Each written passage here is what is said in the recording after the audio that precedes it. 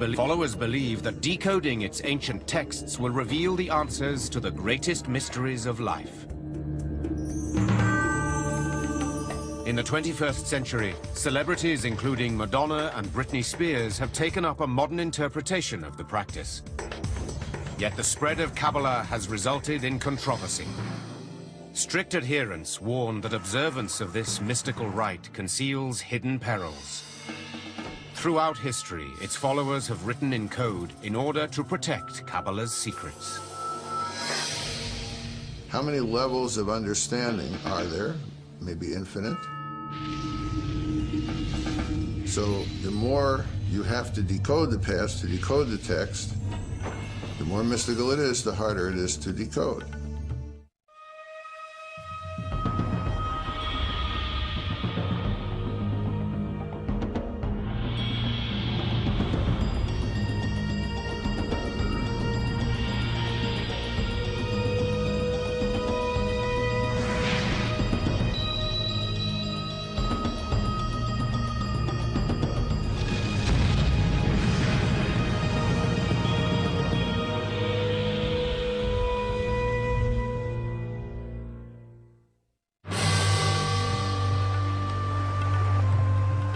In Babylon, at the beginning of the 6th century BC, a young Israelite called Ezekiel had a vision.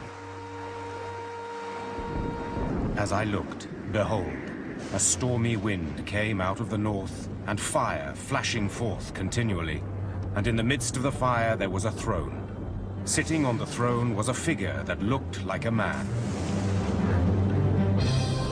Ezekiel thought he had peered into heaven and seen God seated on his throne. The vision captivated a group of Jewish mystics. They hoped that by studying the image, they would one day see God for themselves and become one with the divine.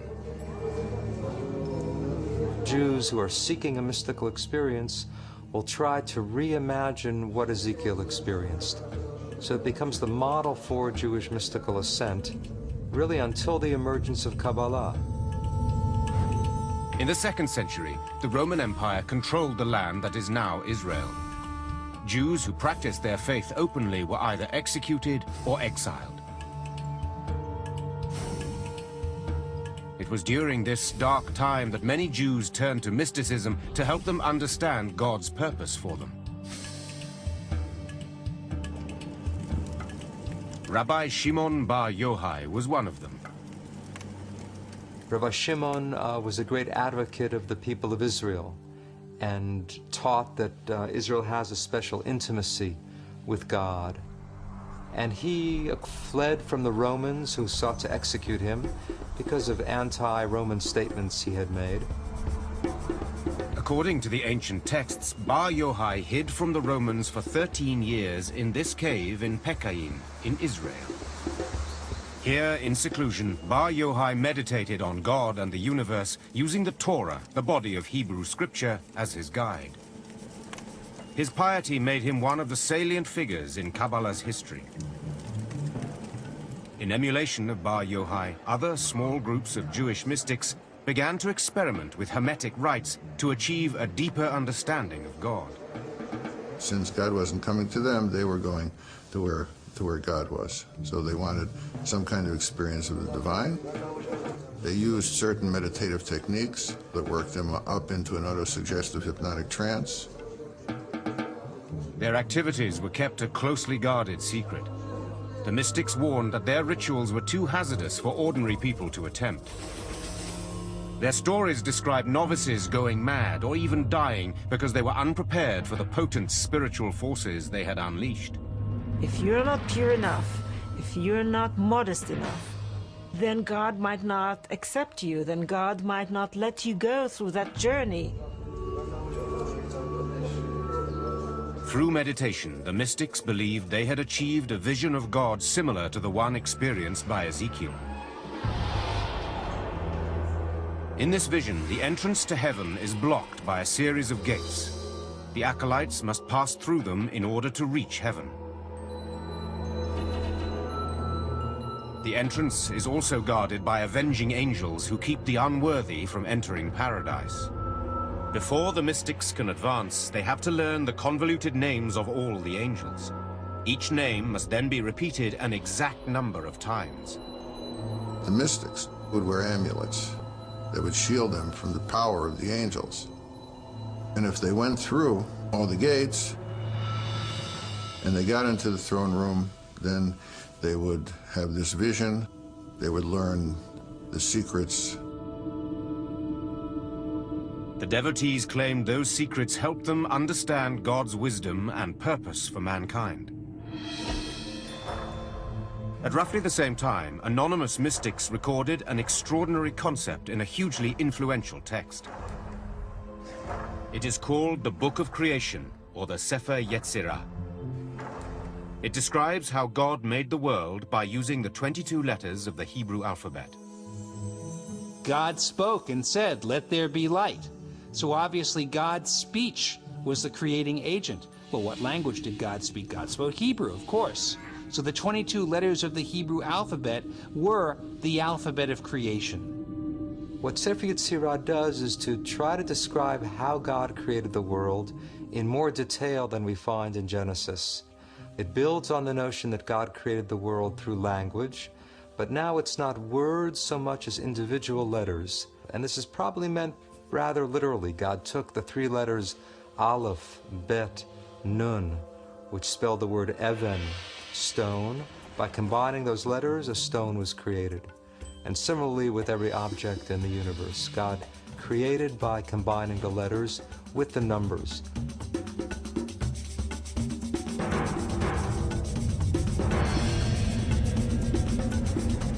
Rabbis believed the teachings of the Sefer Yetzirah were too powerful for ordinary folk to experience, and they were kept hidden from view. The Book of Revelations remained concealed for hundreds of years.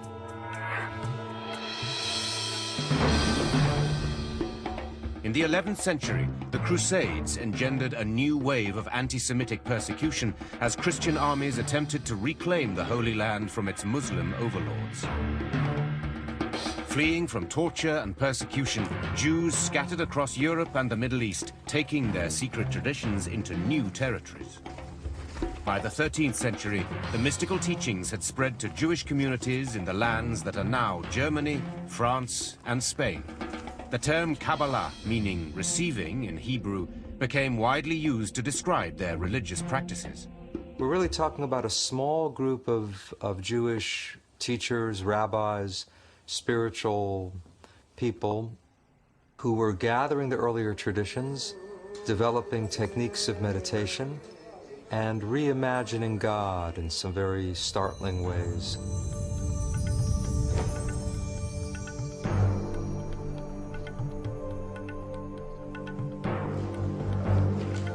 One of the most significant events in the history of the movement occurred about 1280, when a Spanish rabbi claimed to have discovered yet another mysterious text.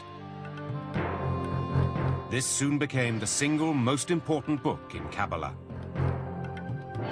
It is called the Zohar, meaning radiance or splendor in Hebrew. It's really the masterpiece of Kabbalah. The ideas of the Zohar are very radical and very startling. Written predominantly in Aramaic, its pages are crammed with arcane symbolism and highly erotic language. By arousal below, there is similarly arousal above. Male and female unite, desire prevails, worlds are blessed, and above and below are in joy. To this day, the identity of the author of the Zohar remains unknown. Many Kabbalists believe that Rabbi Shimon Bar Yochai received divine inspiration to write the Zohar while living in his cave during the 2nd century. Others suspect that the manuscript was written 1,000 years later, possibly by a Spanish Kabbalist or perhaps by a group of radical rabbis. It's in a way written by someone in Aramaic who didn't really know Aramaic that well. And you also strangely find words in medieval Portuguese and Spanish in the Zohar. So the question scholars have been wrestling with for a couple of hundred years now is, who wrote it and how did it come to be? But the greatest enigma of the Zohar lies within its beguiling words. You have to work so hard to decipher it, and this is why it's so attractive, because of this beautiful game it plays with you of revealing and hiding. Decoding these intricate passages promises a greater understanding of God and his relationship with humankind. The Zohar really sees the Bible as a secret code. Every event in the Zohar, every bit of narrative, every biblical law, is telling something not only about what happens on earth, but about God's inner being. Kabbalists suppose that if they can successfully decipher the Zohar, they will unlock the mysteries of both heaven and earth. One of these secrets is a startling revelation concerning God's own body and his sexuality. By the 13th century, the mystical movement known as Kabbalah had spread throughout Europe and the Middle East. Yet even though the number of Jews studying the texts grew accordingly, its secrets remained successfully hidden. Ever since, scholars have been searching for ways to unlock these secrets.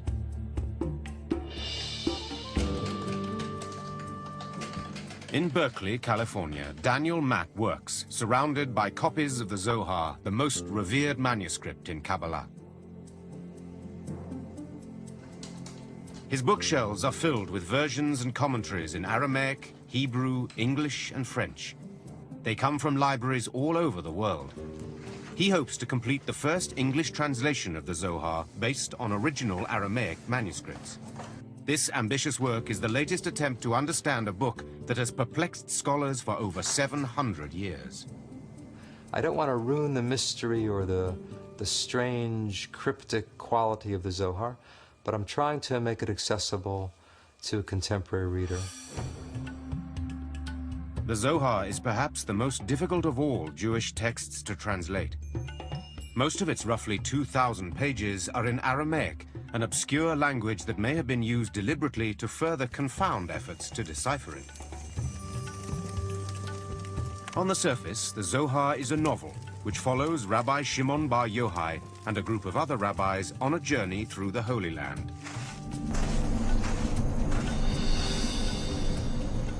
They wander through the hills of Galilee, sharing their secret teachings, sometimes running into strange characters on the road. Kabbalists assert that the narrative contains clues that can explain hidden meanings in the Torah, the Hebrew scriptures. Several examples can be found by re-examining the book of Genesis. Here, the Zohar overturns the traditional account that God expelled Adam and Eve from the Garden of Eden. The Zohar's interpretation offers a revolutionary concept that human beings can influence Almighty God. But the Zohar asks a very radical question. It says, who kicked whom out of the garden? And the Zohar actually teaches Adam expelled God from the garden. It's as if we're still in the garden, but we don't realize it because we've expelled God. We've lost touch with a spiritual dimension.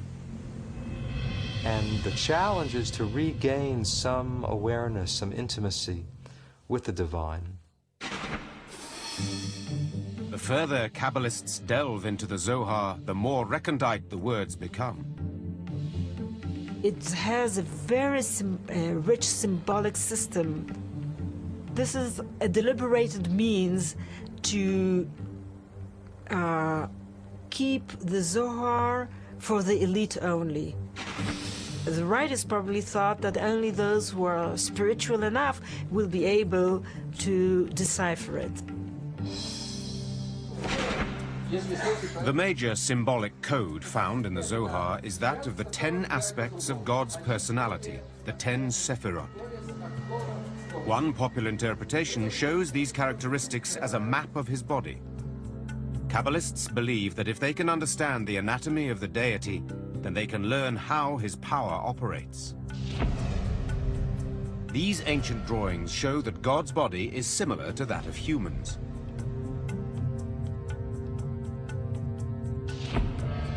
The top symbolizes his head, which is the source of will, wisdom, and understanding. Below are symmetrically arranged organs and limbs, representing love, power, beauty, eternity, and splendor. The most controversial element of the diagram indicates sensuality. The ninth part of God, called the foundation, is the phallus, the procreative life force of the universe. But according to the Sephirot, he also has female components. The final element, often called Shekinah, is depicted as the feminine side of God. This image challenges the conventional worldview of a strictly masculine supreme deity. What we find for the first time is that this feminine aspect, the feminine consort of God, is divine and is part of the divinity. So to unite the male and female halves of God, this becomes the goal of the whole system of the Sephirot. And the Zohar describes that union in very graphic terms. There really is a romance within God and a sexual union, and that's a striking element of the Zohar, probably led to its wide appeal in some ways. This complex system supported the Kabbalist theory that human beings can affect divine action.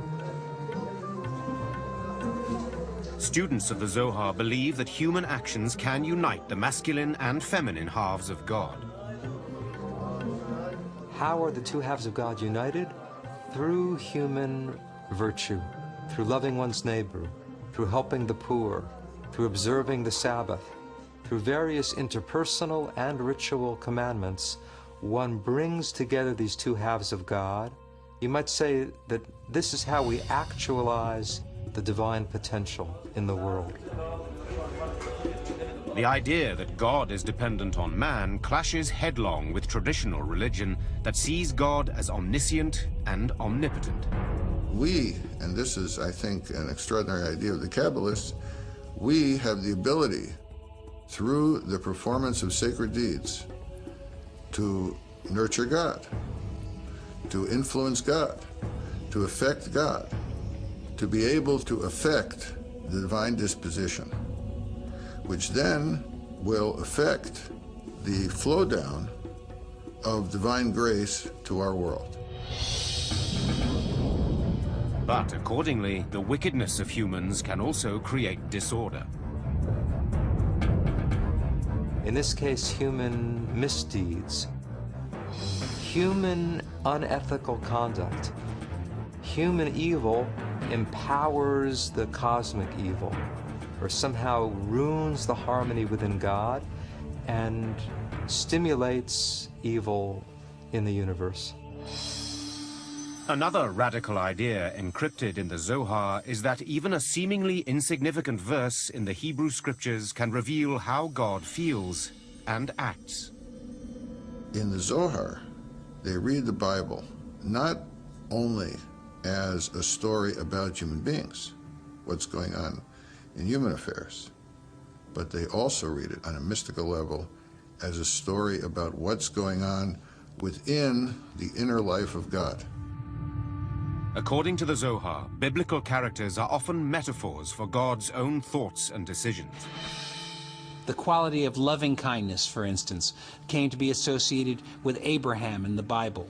So every reference to Abraham doing something was actually viewed as a reference to the role of loving kindness in the world.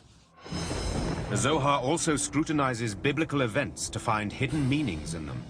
The flood, according to Kabbalah, is happening now. If you don't know that the flood is still going on, then you're drowning and you don't even know it. So various symbols of chaos and destruction from the Bible were also viewed not in the past tense, but as still unfolding.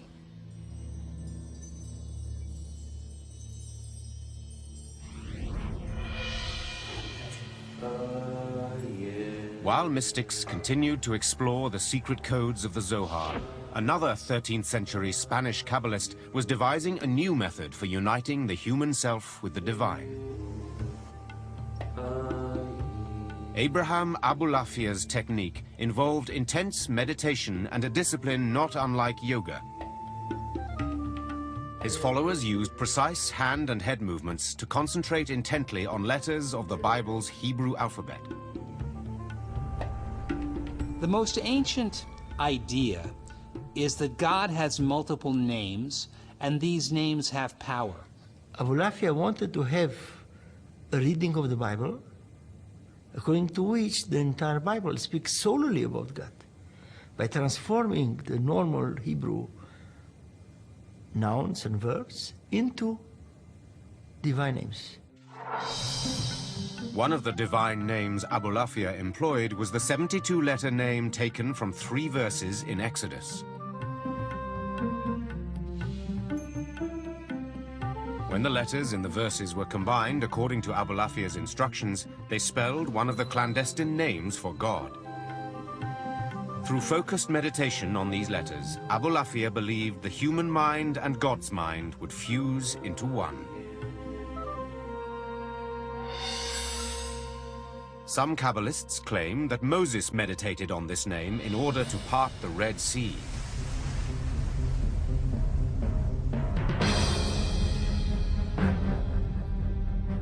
At the height of the Spanish Inquisition, King Ferdinand and Queen Isabella declared that all Jews must either convert to Christianity or be expelled.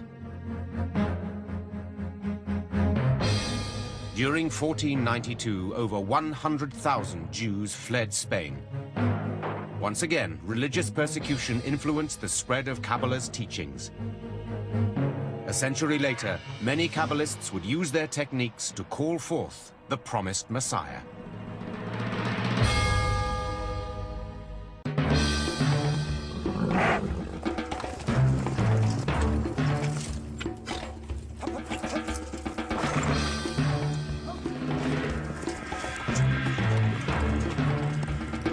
In 1492, the Spanish Inquisition cast tens of thousands of Jews into exile.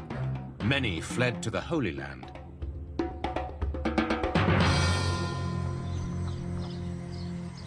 "90 miles north of Jerusalem, in Galilee, Jewish mystics known to be Kabbalists settled in the town of Safed. A number of Kabbalists were attracted to Galilee, partly because Rabbi Shimon Bar Yochai, the hero of the Zohar, had wandered around the Galilee. Today, the dusty, winding streets of Safed are thronged by artists and lined with craft galleries. 500 years ago, however, Kabbalists were sure that the Messiah would one day walk these streets. One of the scriptures, it is being said that the Messiah, when the Messiah will come to Jerusalem, he will first appear in the Galilee. So they sort of want to be the first ones to catch him. The mystical text known as the Zohar taught that good deeds increased God's power on earth. Based on this philosophy, Kabbalists hoped that a life of piety would bring forth the Messiah. Kabbalists in Safed strove to become a perfect religious community. The feeling was that people have to help God bring the Messiah. They have to be pure enough. They would be up at midnight to say the prayers, and then up again at dawn to pray with the rising of the sun. Kabbalah masters in Safed instructed their followers to engage in frequent meditation, fasting, and complete adherence to the Torah. The most famous leader was Rabbi Isaac Luria from Jerusalem. By the time Luria began work in Safed in 1570, he was already regarded as one of the most significant religious teachers of the century.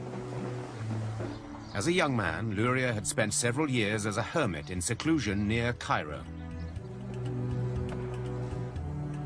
There, Kabbalists say, Luria studied the Zohar and had visions of angels and prophets. There's some evidence that he used the Zohar as sort of a mantra, that he would take passages of the Zohar and repeat it over and over again until he got deep inside it. In this trance-like state, Luria acquired extraordinary abilities. Rabbi Isaac Luria, he could look at a person's forehead and read everything about that person, somewhat like reading the palm. He was a healer. He could tell people's past lives and what has to be fixed. Luria believed that understanding a person's previous life would provide insight into their current problem. He taught a theory of reincarnation in which he claimed that every individual descended from a particular soul root after Adam and Eve. You're descended from either Cain or Abel, or you're descended from the three sons of Noah, Shem, Ham, and Japhet. So you have at least 5 options, if not more, of a basic soul root, and that soul root determines your essential nature. With Luria as a guide, many Kabbalists searched for links to their past. These burial sites around Safed took on great significance as Kabbalists tried to find the location of their previous incarnations. They would take on the soul of the deceased who was lying there and speak with that person's voice. To this day, gravesite rituals continue around Safed. Devotees come on pilgrimage from many parts of the world.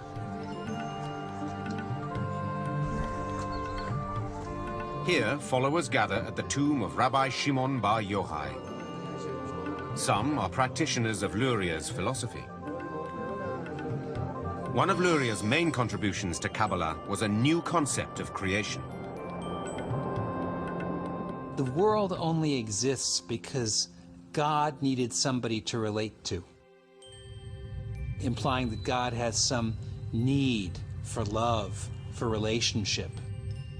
Luria taught that the first act was not creation, but actually a withdrawal.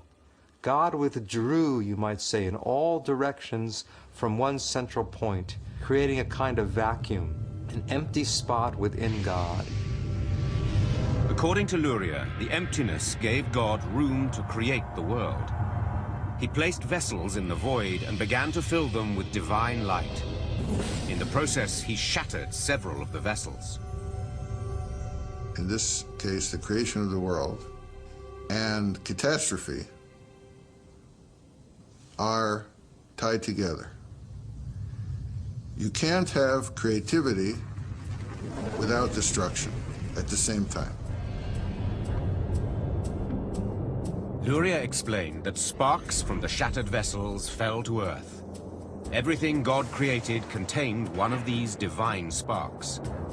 Human beings can reconstitute the fragments and reunite with God through good works. Our deeds can repair the upper world. And when all of those sparks are restored, then you have messianic redemption. In 1572, when Isaac Luria died of the plague, many Kabbalists feared his death was a punishment for revealing forbidden secrets. It's a blow to the expectations of redemption. After Safed sort of fades away gradually until the end of the century.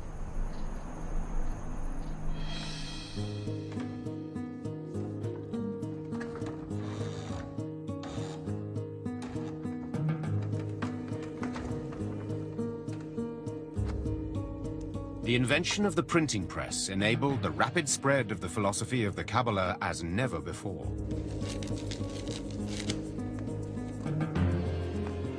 By the time of Luria's death, bound copies of the Zohar, as well as copies of manuscripts written in Safed, were available to the general public.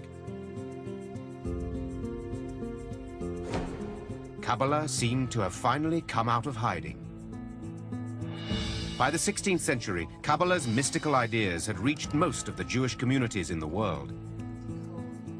Its followers practiced the rite throughout Europe, North Africa, and the Middle East. In the coming century, Kabbalah would spread like religious wildfire. But in the wrong hands, its teachings would have disastrous repercussions.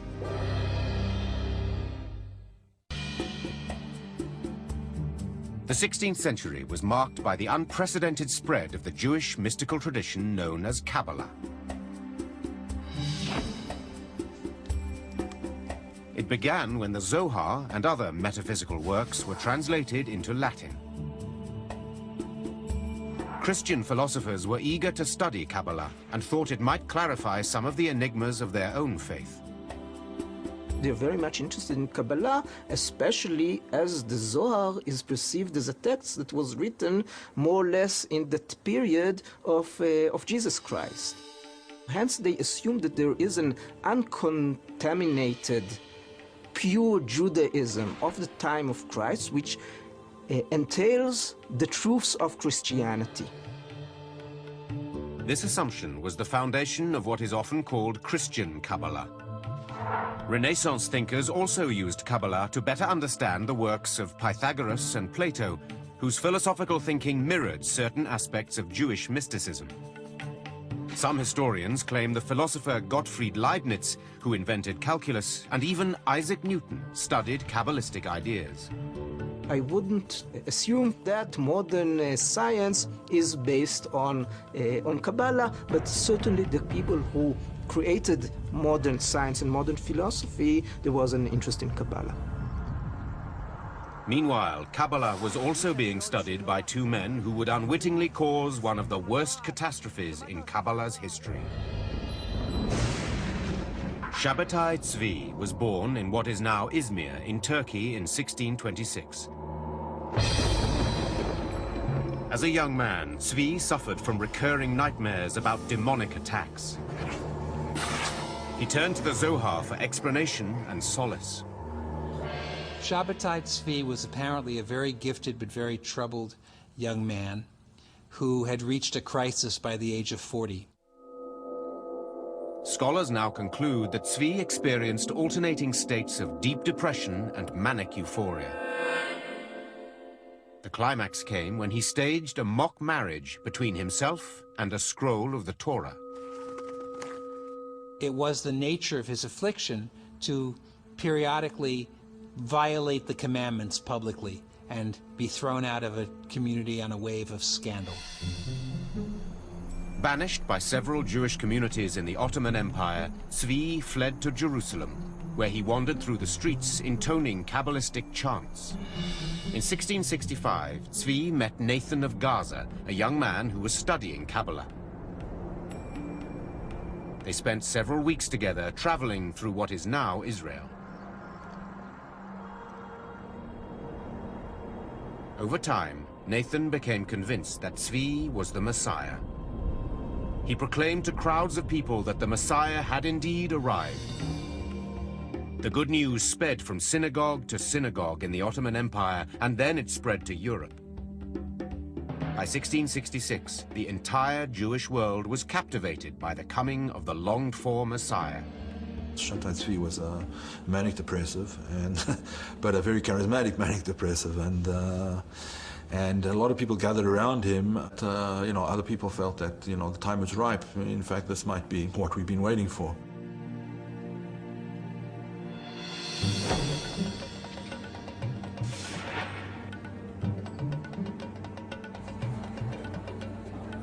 In early 1666, Ottoman soldiers arrested Tzvi and took him to the Sultan's residence. The Sultan sentenced him to death for creating a public frenzy. The Turkish Sultan gave him an offer you can't refuse, namely, convert to Islam or I'll cut your head off, because if you are the Messiah and I cut your head off, you'll be able to put it back. Now, if Shabbatai Tzvi had been willing to have been martyred, this might have created another phenomenon such as Jesus. Here's the Messiah dying for his faith. But Shabbatai Tzvi took the easy way out and converted to Islam. When Tzvi emerged from the palace a Muslim, a handful of supporters followed his example and converted to Islam. However, the vast majority of Jews were outraged. Orthodox Jews accused Kabbalists of heresy and blamed Kabbalah for leading them astray. I would say that one of the major effects he had was convincing people that mysticism was bad stuff, that mysticism was dangerous, that mysticism led to all kinds of terrible things. It's at that point that you have the restrictions really put into place more severely about who should study Kabbalah and how widely it could be spread. A few Kabbalistic circles continued to thrive in Eastern Europe, including a group whose practice became known as Hasidism. A rabbi and mystic called the Baal Shem Tov, or Master of the Good Name, became the leader of the Hasidic movement at the beginning of the 18th century. The Baal Shem Tov unified other mystical circles who were operating under the radar, as it were. While early Kabbalah had been reserved for the select few, Hasidism took some metaphysical elements of it and made them accessible to ordinary people. Contrary to the strict meditation and hermetic study of early Kabbalah, Hasidism emphasized the celebration of God in everyday life. It also encouraged a more open exchange of Kabbalistic ideas with other faith groups. There's a democratic impulse in Hasidism. Anyone can serve God, anyone is beloved of God, if one discovers the spark. So this idea of the hidden sparks, which had appeared in Kabbalah, now it becomes a technique of finding God in the world. Kabbalah achieved widespread popularity for the first time in the late 1600s. But when the practice became associated with a false messiah, Kabbalists across Europe and the Middle East were shunned and then ignored. For the next 250 years, Kabbalah remained dormant, languishing in the shadows of Jewish life. In the 1930s, a German historian called Gershom Scholem began to rediscover the philosophy of Jewish mysticism. He spent many, many years traveling through the libraries of Europe and cataloging and reading these manuscripts, some of which had simply not been opened for decades or in some cases centuries. You could say that he made this material accessible to the Western world. As Hitler's Third Reich spread terror throughout Europe, Jews found themselves at a loss to understand the persecution, torture, and mass murder endured by their people. Kabbalah's assertion that evil deeds throw the universe out of balance was tragically underscored by the Holocaust. With over 6 million Jews killed, the world wrote one of its darkest chapters between 1933 and 1945. Yet most Kabbalists were also hopeful that the planet could be healed. At times of crisis, at times of suffering, when people are trying to satisfy their own need for order and meaning and fulfillment, mysticism can provide some of the answer to that.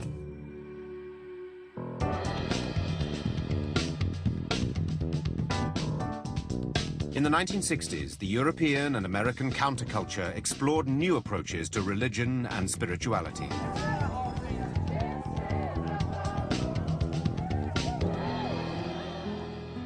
One of the seekers after truth was Philip Berg, a rabbi from New York. In the late 1960s, he went to Israel, where he delved into Kabbalah's teachings. Berg soon devoted all his time to studying the ancient rite. His objective was to share Kabbalah with everyone. He reshapes it by presenting it in a way that someone who's not versed in Kabbalistic text and doesn't know much even about Judaism can understand these ideas and apply them for his way of life. Berg's simplified interpretation of Kabbalah became very popular. At the beginning of the 1970s, he opened his first Kabbalah center in Tel Aviv. During the 1980s, Philip Berg and his family constructed a Kabbalah empire based in Los Angeles. Today, what's known as the Kabbalah Center has several million adherents and operates branches in nearly 100 cities, making it the largest Kabbalistic organization in the world. At the headquarters in LA, Kabbalah has attracted the attention of celebrities seeking a spiritual dimension to their lives. Berg's two sons helped to promote the concept that, unlike the restricted Kabbalah of the past, this new version is open to all. We offer Kabbalah for everyone, without any barriers, race, sex, religion, anything. So we're very excited about the opportunity of bringing this wisdom, which has been hidden, to the masses by making it accessible, understandable, and practical. But by opening the doors to everyone, the Kabbalah Center has opened itself to some harsh criticism. You have all of these Hollywood people jumping on the Kabbalah bandwagon, but many of them are not Jews and they're not observing Jewish law. Whether they're studying the real Kabbalah, I doubt it. They tend to say, here's a sacred name, here's a sacred practice, that will bequeath to you some Kabbalistic power. The Kabbalah Center emphasizes the need to practice ancient rituals, such as meditating on the 72 names of God, and making pilgrimages to Kabbalistic sites in Israel, as Madonna did in 2004. A pop star called Madonna adopting Kabbalah, I think this is, in a nutshell, this is postmodern cult spirituality for you. It's really a match made in heaven between Kabbalah Center and Madonna. Wearing religious objects is also popular, such as tying a red string around the wrist to ward off evil influences. The practical Kabbalah, the world of amulets as it is today, is an aspect that they can touch, that they can read, that they can feel, that's physical. And these are all things for which theoretical Kabbalah doesn't touch them, doesn't reach them. New Kabbalah is study Kabbalah not in order to understand the universe, the secrets of the universe, but in order to find a practical way of making your life better. The decoding of Kabbalah has been a deeply mystical journey for many people for thousands of years, and the mission to control its secret knowledge continues to this day. I think there is a struggle of possession of Kabbalistic knowledge, who's in the possession of interpreting it and explaining its worth and significance to the modern world. Okay, you could have a thought and that can connect you to God. That's what Kabbalah is about. This true, serious, deep study of Kabbalah is going on and will continue. I'm sure that a lot of them who are not sincere ones will, simply drop out sooner or later. So my whole preposition, and this is Many followers say that even with absolute dedication, it is impossible to discover all the hidden meanings within Kabbalah. But there's another whole level that the Kabbalah said. Okay? There's so many layers and levels of Kabbalah that you could take your whole life and you're still not going to finish learning the universe of Kabbalah.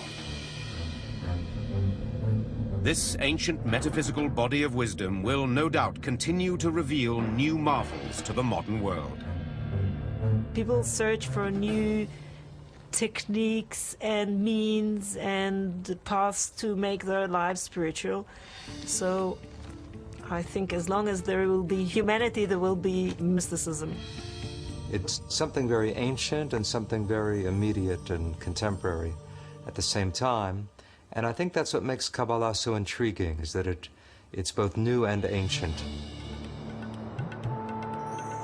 There's questioning, why are we here in the world? There's questioning about the nature of God. And Kabbalah does promote and try to answer those questions.